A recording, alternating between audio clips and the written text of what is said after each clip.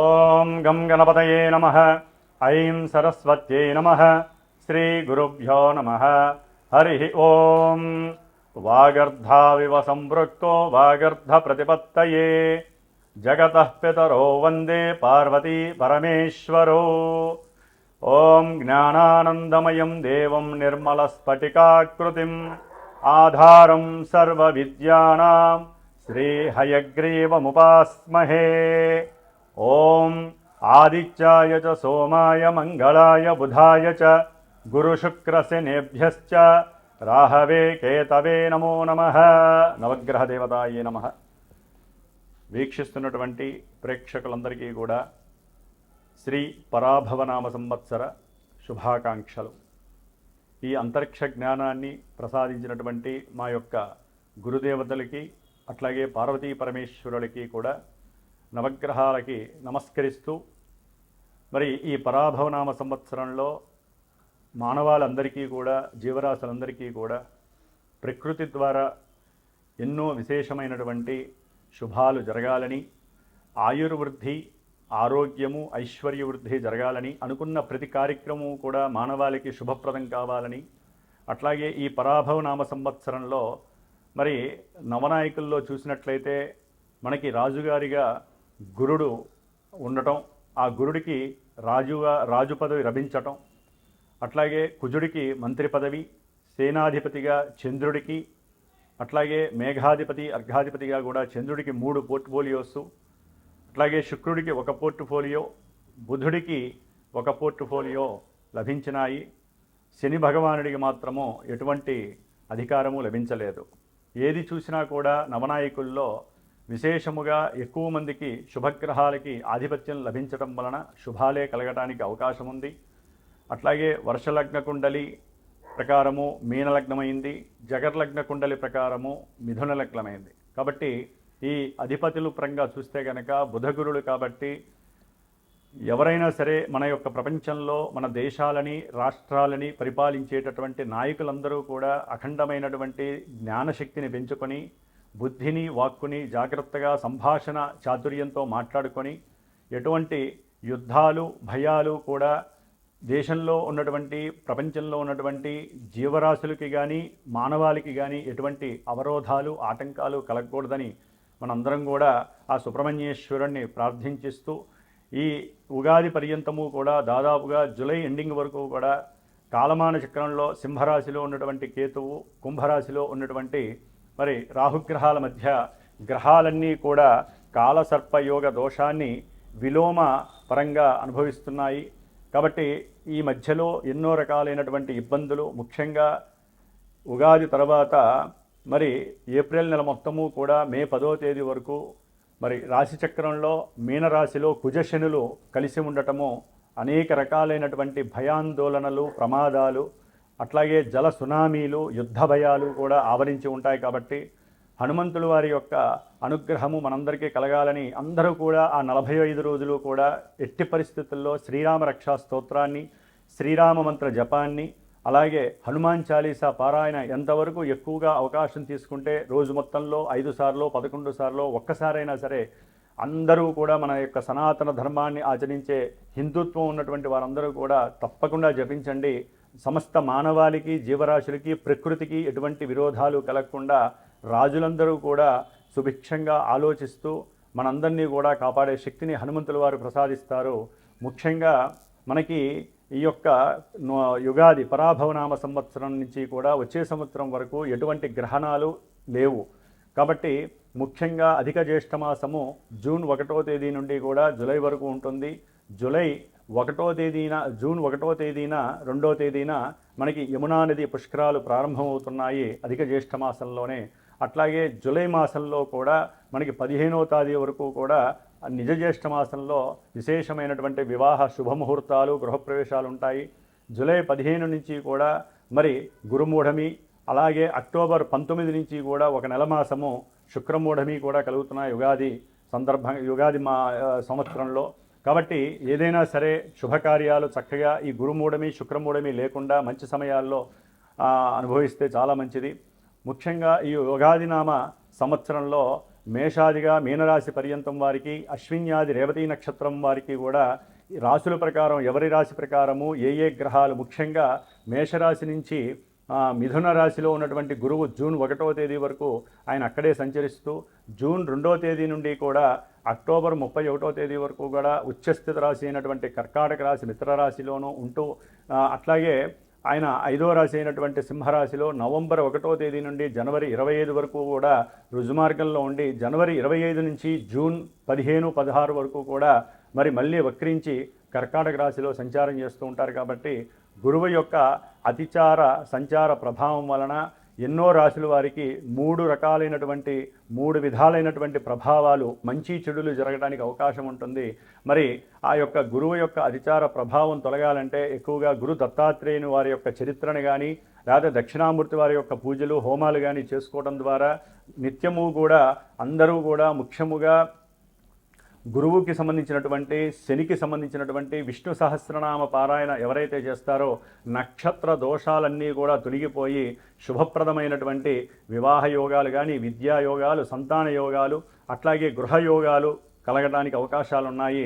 ముఖ్యంగా మరి ఈ ఉగాది పరాభవనామ సంవత్సరంలో ద్వాదశ రాశుల వారికి ఏ రాశుల వారికి ఏ విధంగా ఉంటుందో తెలుసుకునే ముందు మరి ఒక్కసారి గురువు యొక్క నామస్మరణం. ఓం గురవే సర్వలోకానాం భిషజే భవరోగిణాం నిధయే సర్వ విద్యానాం శ్రీ దక్షిణామూర్తయే నమో నమః. మకర రాశి శ్రీ పరాభవనామ సంవత్సరంలో మకర రాశి వారి యొక్క గోచార గ్రహస్థితుల్ని కనుక మనం గమనించినట్లయితే, ముఖ్యంగా ఈ యొక్క పరాభవనామ సంవత్సరంలో వీరికి ఆదాయ వ్యయాలు, రాజపూజ్యాలు, అవమానాలను మనం గనక తెలుసుకొని ఆ తదుపరి అసలు ముఖ్యంగా ఈ యొక్క మకర రాశిలో ఉండేటటువంటి నక్షత్రాలు ఏమిటి? ఉత్తరాషాఢ నక్షత్రము 2, 3, 4 పాదాల వారు, శ్రవణ నక్షత్రం 1, 2, 3, 4 పాదాల వారు, ధనిష్ఠ నక్షత్రం 1, 2 పాదాల వారు, ఈ నక్షత్ర సముదాయం కలిగిన వారు మకర రాశిలోకి వచ్చి ఆ మకర రాశికి సంబంధించినటువంటి ఈ సంవత్సర ఫలితాలను అనుభవిస్తూ ఉంటారు. మరి ఈ యొక్క మకర రాశి వారికి ఈ యొక్క సంవత్సరంలో తృతీయ స్థానంలో ఉన్నటువంటి శని ఈ సంవత్సరం అంతా కూడా అనుకున్న ప్రతి విషయంలో ముందడుగు వేసే అవకాశాలని, అట్లాగే బంధువులకి వీరి సహాయం చేయటము, అవతల వ్యక్తుల నుంచి వీరికి సహాయం అందటం, పెట్టే పెట్టుబడులు యందు సరైనటువంటి ఆలోచన నిర్ణయాదులు నిదానంగానైనా సరే పెట్టుకొని చక్కగా జాగ్రత్తగా మాట్లాడి అవతల వ్యక్తులతో ఆ విషయంలో కొన్ని ప్రయాణాదులు చేసి కొన్ని విషయాల్ని సేకరించి కూడా కొత్త ఆవిష్కరణలతో కూడినటువంటి పెట్టుబడుల్ని పెట్టి వీరు చక్కటి యోగాన్ని, అట్లాగే ధనాన్ని వృద్ధి చేసుకునేటటువంటి మంచి కొత్త ఆలోచనల్ని కలుగజేసే అవకాశము, శారీరకంగా చాలా కష్టపడతారు. అట్లాగే ఎంతో వివేకంతో, వ్యక్తిగతమైనటువంటి ఆలోచనలతో, ఏకాగ్రతతో, సరైనటువంటి ప్రణాళిక చర్యలతో ధనాన్ని ఖర్చు పెడుతూ పొదుపు చేస్తూ వీరు ఉన్నతమైనటువంటి స్థితిని పొందుతారు. ముఖ్యంగా మకర రాశి వారికి మరి ఈ యొక్క సంవత్సరంలో ఆదాయము 2, జయము 8గాను, రాజ్యపూజ్యం 1, అవమానం 2గా సూచిస్తోంది. కాబట్టి కొన్ని కోరికలని ఖర్చుల్ని కనుక తగ్గించుకున్నట్లయితే ఆదాయం చాలా తక్కువగా ఉంది. కాబట్టి ఉన్నంతలో వారు అప్పులు చేయకుండా వెళ్ళడానికి అవకాశం ఉంటుంది. అవమానించే వాళ్ళు కూడా కొంచెం 1% ఎక్కువ ఉన్నారు. కాబట్టి సాధ్యమైనంత వరకు ఎవరి దగ్గరికి వెళ్లకుండా, ఎవరితో ఎక్కువగా అదిగా మాట్లాడకుండా వారి పనులు వారు చేసుకోవడం చాలా విశేషప్రదము. ముఖ్యంగా మకర రాశి వారికి శని అనుకూలం ఎంత అనుకూలంగా ఉంటుందో, గురువు యొక్క అనుకూలత లేకుండా జూన్ 1వ తేదీ వరకు కూడా 6వ స్థానంలో ఉండటం ద్వారా అయిన వాళ్లతో, బంధువులతో, లేకపోతే కుటుంబ సభ్యులలో ఎవరైనా సరే వీరికి తెలిసినటువంటి పరిచయం ఉన్నటువంటి వారితో కానీ అనుకోకుండా ఏదో రకమైనటువంటి ఊరికినే గొడవలు, లేకపోతే వారికి సంబంధించినటువంటి విషయాలలో వీరు గనక తలదూర్చినట్లయితే కనుక వీరి మీద అవమానాలు, భారం ఎక్కువగా పడే అవకాశం ఉంటుంది. అట్లాగే మకర రాశి వారికి ఆర్థిక పరమైన అంటే ప్రయాణాల కోసం విపరీతమైనటువంటి ఖర్చు చేసే అవకాశం ఉంటుంది. దానికి వేరే చోట నుంచి అప్పు తీసుకోవటం, బంధువుల నుంచి అప్పు తీసుకోవటం, వాళ్ళ ద్వారా వేధింపబడటం, వాళ్ళ చేత మాట పడటం, దాని ద్వారా బాధపడటం, ఇవన్నీ కూడా ఈ గురువు ద్వారా జరిగే అవకాశం ఉంటుంది. కాబట్టి కొంచెం జాగ్రత్త వహించండి. ఉద్యోగంలో కూడా ఏది పడితే అది మాట్లాడకుండా సరైన తెలివి, జ్ఞానము, లోక జ్ఞానాన్ని అలవరుచుకొని ఏదైనా ఒక ఇంటర్వ్యూకి వెళ్ళేటప్పుడు 1కి 4 సార్లు దాని గురించి శోధన చేసి కనుక మీరు ఇంటర్వ్యూకి వెళ్తే విజయం సాధిస్తారు. లేకపోతే మీ మీద లేనిపోని అనుమానాలతో పాటుగా అవమానాలు బెడద ఎక్కువైపోతూ ఉంటుంది. ఆర్థికంగా కొంచెం నష్టాలు కలిగే అవకాశము, అనారోగ్యాలు కలిగే అవకాశం కలుగుతుంది. కొంచెం జాగ్రత్తగా ఉండండి.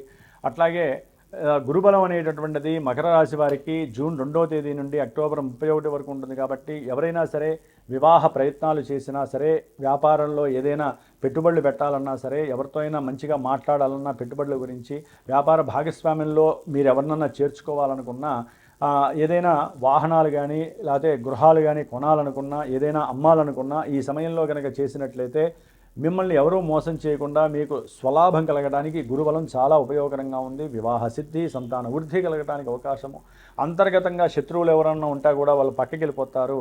అట్లాగే మీ మాటే వేదవాక్య అవకాశం ఉంటుంది. వ్యాపారంలో పెట్టినటువంటి పెట్టుబడులకి చక్కటి సౌకర్యవంతమైనటువంటి ధనలాభాదులు కలగడానికి అవకాశం ఉంటుంది. అయితే ఆఫ్టర్ నవంబర్ 1 తర్వాత గురువు అష్టమ రాశిలోకి సింహరాశిలోకి వచ్చినప్పుడు మకర రాశి వారికి కొంచెం దీర్ఘకాలిక అనారోగ్యాలు కలిగే అవకాశం ఉంటుంది. ఆకస్మికంగా తండ్రి గారి వైపు నుంచి, తండ్రి నుంచి కొంత అనారోగ్య సూచనల వలన ధన నష్టం కలగడానికి, ప్రయాణాలకి వెళ్ళే అవకాశాలు కలగడానికి, లేదా ఏదైనా దగ్గర ప్రయాణాలు కలిగేటటువంటి వాంఛ కలిగినప్పుడు కాస్త తీవ్రకరమైనటువంటి ప్రమాదాలు జరిగి ఆర్థిక ధన నష్టం కలగడానికి, సంతానపరమైనటువంటి నష్టాలు కలిగే అవకాశము, షేర్స్లో కానీ స్పెక్యులేషన్లో కానీ మీ ఆలోచనలకి తగ్గట్టుగా రాకుండా పెట్టిన 10 రూపాయలు పెడితే 8 రూపాయలే వచ్చే అవకాశం కలగటం, దాని ద్వారా మానసిక సంక్షోభము, శారీరక అనారోగ్యత, కుటుంబంలో సరైనటువంటి పరిస్థితి లేకపోవటం, మీ మీద నిర్లక్ష్య ధోరణి, తినే తిండి కూడా మీరు సరిగ్గా తినలేకపోవటం, వాంఛలన్నీ నశించటం, ఇలాంటివన్నీ కూడా నవంబర్ తర్వాత అష్టమ గురుడు ఇచ్చే అవకాశాలు ఉంటాయి. కాబట్టి కాస్త ఆ సమయంలో గురుగ్రహ పాశుపత హోమం చేయండి, గురుగ్రహానికి జపించండి. అట్లాగే ముఖ్యంగా బ్రాహ్మణులకి ఎవరికైనా 16 మందికి చక్కగా ఏదైనా సరే అనుకూలవంతమైనటువంటి పండ్లు దానం చేయండి. 16 పండ్లు, ఒక వస్త్రాన్ని, పసుపు వస్త్రాన్ని దానం చేయండి. ఆ అష్టమంలో ఉన్నటువంటి గురుగ్రహ దోషం మకర రాశి వారికి తొలగి ఆకస్మికంగా కొంతమందికి ఉద్యోగ లాభాదులు కలుగుతాయి, చేసే ప్రయత్నాలు ఫలిస్తాయి. ఇవన్నీ చేయడం ద్వారా మనకి శాస్త్రం సమృద్ధిగా ఎన్నో పరిష్కారాలు ఇచ్చింది. పరిష్కారాలు ఆచరిస్తేనే జ్యోతిష్యం పనిచేస్తుంది, అది గుర్తుపెట్టుకోవాలి. కాబట్టి జనవరి ఎండింగ్ తర్వాత మళ్ళా గురుబలం వీళ్ళకి చక్కగా లభిస్తుంది. కాబట్టి జూన్ వరకు కూడా మళ్ళీ విశేషంగా మాఘమాసంలో వచ్చే సంవత్సరం ఫిబ్రవరి తర్వాత వివాహాదులు, శుభకార్యాలు జరగటం, ఇవన్నీ కూడా మకర రాశి వారికి కలుగుతుంది. ఏదైనా సరే మరి వీరికి రాహువు డిసెంబర్ 5వ తేదీ వరకు కూడా మకర రాశి వారికి కుటుంబము, ధనస్థానంలో ఉండటం, నేత్రపీడలు కలగటము, కుటుంబంలో విరోధత్వము, విడిపోయేటటువంటి సందర్భాలు కలగటము, నమ్మి ఎవరికైనా సరే మోసపోవటము, అష్టమంలో ఉన్నటువంటి కేతువు ఉద్యోగంలో మీ మీద కొంత అభాండాలు వేయటం, దాని గురించి ఆలోచిస్తూ కొన్ని ప్రమాదాలను మీకు మీరే స్వయంకృతంగా తెచ్చుకోవటము, లేకపోతే కొంతమందికి అసలు జీవితం మీద విరక్తి కలిగి అసలు ఈ జీవితమే వద్దనుకొని దాని యందు ముందడుగులు వేయటము, ఇట్లాంటివి ఎన్నో జరుగుతూ ఉంటాయి. అక్కడే మీరు ఆలోచించాలి. ఇవన్నీ శాశ్వతం కాదు, మనకంటూ కొన్ని రోజులు వస్తాయి. అది మన జన్మజాతకం తెలియజేస్తుందండి. గోచారంలో మనకి అన్నీ ఇలా లక్షణాలు ఉన్నాయి. కాబట్టి మనం ఇక ఈ సంవత్సరం ఇంతేనా అని దయచేసి ఎవరు అపార్థం చేసుకోవద్దు, బాధపడద్దు. ఎందుకంటే ముఖ్యంగా మనం పుట్టినప్పుడు జన్మజాతకంలో మనకంటూ ఒక లగ్నము, దశలు, అంతర్దశలు జరుగుతూ ఉంటాయి. ఇప్పుడు ఆ దశలు, అంతర్దశలు గ్రహస్థితిని బట్టి ఇక్కడ గోచారంలో ఉన్నటువంటి గ్రహాలు లగ్నాలు ఎక్కడ ఉన్నాయి, గోచారాలు ఎక్కడ ఉన్నాయి, దశ అంతర్దశలు అసలు ఎక్కడ ఉన్నారు, వారు శుభాలను ఇస్తున్నారా, అశుభాలను ఇస్తున్నారా తెలుసుకొని ఈ సంవత్సరంలో అసలు మీ జన్మజాతకం ఎలా ఉంది, date of birth, time, place ఉన్నాయా లేవా, అవి కరెక్ట్గా ఉంటే సరైన గురువుని సంకల్పించడం, ఆ గురువుని సంప్రదించి మీకు విద్య కావాలా, ఉద్యోగమా, వ్యాపారమా, లేకపోతే భార్యాభర్తలు దూరం అయిపోయి విడిగా ఉన్నారా, లేకపోతే ప్రమాదాలు ఎక్కువగా జరుగుతున్నాయా, ఆకస్మికంగా ధన నష్టం కలిగిందా, లేకపోతే సెల్ ఫోన్లో ఏదైనా సరే ఒక యాప్ వస్తే, లింక్ వస్తే దాన్ని ఓపెన్ చేసి కోట్లు నష్టపోయారా, లేకపోతే డబ్బులు ఇచ్చిన వాళ్ళు తిరిగి ఇవ్వట్లేదా, ఇవన్నీ కూడా జన్మజాతకంలో ఏ ఏ దశల్లో, అంతర్దశల్లో జరుగుతాయో మన ఋషులు గ్రహాలను చూసి ఎప్పుడో రాసి పెట్టారు. అవి మనం చదువుకుంటున్నాం. మాలాంటి గురువుల ద్వారా వాటికి పరిహారాలు చక్కగా చేసుకుంటూ ముందుకు వెళ్ళే అవకాశం తీసుకోవాలి. ఎందుకంటే మకర రాశి వారికి కాస్త ఆగమ్య గోచరమైనటువంటి పరిస్థితే కనిపిస్తోంది. గురుబలం కొంత ఇబ్బందికరంగా ఎక్కువగా ఉంటుంది. కాబట్టి మీరు ఈ సంవత్సరం అంతా కూడా ముఖ్యంగా మకర రాశి వారికి డిసెంబర్ 5 తర్వాత జన్మరాశిలోకి రాహు వస్తున్నాడు, సప్తమంలో కేతు వస్తున్నాడు. భార్యాభర్తల మధ్య లేనిపోని అగాధాలు కలుగుతాయి, తల్లి యొక్క ఆరోగ్యం క్షీణిస్తుంది, చేసే వ్యాపారంలో భాగస్వాముల మధ్య సౌకర్యవంతమైనటువంటి దిశాంతర్దశలు పోతాయి, దిశాదశలు పోతాయి, సరైనటువంటి నిర్ణయాలు తీసుకోలేరు, ఉద్యోగంలో వెసులుబాట్లు పోతాయి, ఉద్యోగంలో కొంతమందికి తొలగిపోయే ప్రమాదం ఉంటుంది. కొంతమందికి ఏదైనా కేతు దశలో నడిస్తే ఏదైనా విదేశాల నుంచి మన యొక్క దేశానికి వచ్చేసే పరిస్థితులు కలుగుతాయి. ఇట్లా ఎన్నో వైవిధ్యకరమైనటువంటి సంఘటనలన్నీ కూడా మన యొక్క జన్మజాతకాల్లో నిక్షిప్తమై చేసి నిధిగా మనకు అందించారు మన యొక్క ఋషులు యోగులు కూడా. కాబట్టి సరే, ఏదేమైనప్పటికీ మానసికంగా ఈ యొక్క దోషాలు అనుభవిస్తున్నటువంటి వాళ్ళు, ముఖ్యంగా మకర రాశి వారు డిసెంబర్ వరకు కూడా జరుగుతున్నటువంటి ఆర్థిక నష్టాలు, ప్రమాద ఘోరాలు, అట్లాగే ఆకస్మికంగా తండ్రి యొక్క అనారోగ్య బాధలు, ఉద్యోగం పోవటము, అట్లాగే నేత్రదోషాలు, ఇవన్నీ పోవాలంటే రాహుకేతువులకి సంబంధించినటువంటి జపతపాదులు చేయించుకొని, సర్పబలి కార్యక్రమాన్ని ఏదైనా ఉంటే చేసుకొని చక్కగా సర్పసూక్త జపాదులు, అట్లాగే సుబ్రహ్మణ్య పాశుపత హోమాలు ఆచరించుకోవటం, గణపతి యొక్క హోమాలు, చతురావృత్తి తర్పణాలు, ఇలాంటివి ఎన్నో కూడా కార్యక్రమాలు ఉంటాయి. సరైన గురువుని సంప్రదించండి, చక్కగా ఆచరించండి, యోగాన్ని కలిగించండి. ఇవేమీ లేవు, చక్కగా మీరే సుబ్రహ్మణ్య స్వామికి అభిషేకాలు చేసుకోండి ప్రతి శనివారము వెళ్ళి, అట్లాగే ప్రతి ఆదివారము వెళ్ళండి, రాహుకాలంలో దీపారాధన చేసుకోండి. అన్ని కార్యక్రమాలు అవడానికి ఆ దైవానుగ్రహం మీకు లభిస్తుంది. కాబట్టి ఏదేమైనప్పటికీ కూడా ఈ డిసెంబర్ తర్వాత కూడా వీరికి రాహుకేతువుల యొక్క బలం చాలా ఘోరంగా ఉంది. కాబట్టి వీరు సుబ్రహ్మణ్య ఆరాధన ఈ సంవత్సరం అంతా చేసుకోండి. అట్లాగే గురువు యొక్క పాశుపత హోమాన్ని ఆచరించండి. అట్లాగే గురువుకి నిత్యము కూడా ఓం నమో భగవతే దక్షిణామూర్తయ్య అనేటువంటి మంత్రాన్ని ఎక్కువ నానుడిగా చేసుకోండి. దానివల్ల మీకు మేధస్సు, జ్ఞానము పెరుగుతుంది, అప్పుల బాధలు ఉండదు, ఆకస్మికంగా కలిగే కొన్ని దుస్సంఘటనల నుంచి మీరు బయటపడే అవకాశం లభిస్తుంది. అయితే జాతకంలో మీకు గనక అవయోగాలు కనిపిస్తే అవి చేసుకుంటూ ఉండండి. కొంతమందికి అసలు జాతకం ఉండదు, నక్షత్రాలు తెలియవు. వారు ఏదైనా ఒక గురువుకి ఫోన్ చేసినప్పుడు, మీ మనసుకి నచ్చిన గురువుకి ఫోన్ చేసినప్పుడు ఆ సమయంలో ఉన్నటువంటి గ్రహస్థితి, మీ జాతకంలో అసలు ఏం జరుగుతుందో గోచారంలో ఆ సమయంలో ప్రశ్నా జ్యోతిష్యం ద్వారా ఆ గ్రహాలు మీ యొక్క కోరికని తెలియజేస్తే మీ యొక్క అభీష్టాలు నెరవేరుతాయా, లేట్ అవుతాయా, లేకపోతే జరగవా అనే విషయాలు కూడా ప్రశ్నా జ్యోతిష్యం చాలా పర్ఫెక్ట్గా తెలియజేసే శాస్త్రం అభివృద్ధి చెందింది. కాబట్టి చక్కటి గురువుని ఆశ్రయించండి. చక్కగా మీకున్నటువంటి కర్మదోషాలని నివృత్తి చేసుకోండి పరిహారాల ద్వారా. ఈ సంవత్సరం ప్రతి ఒక్కరూ కూడా జన్మజాతకాలని మీకు తెలిసిన విధంగా గురువుల చేత చక్కగా చూపించుకొని పరిష్కారాలు ఆచరించి ఆరోగ్యంగా, ఆయుష్తో, ఐశ్వర్యంతో మీరు అనుకున్న ప్రతి కోరిక నెరవేర్చుకునేటటువంటి శక్తి గ్రహాలని అడగండి. అంతరిక్షంలో దైవాన్ని ఆరాధించండి, శుభం కలుగుతుంది. ఓం నమో నారాయణాయ నమః.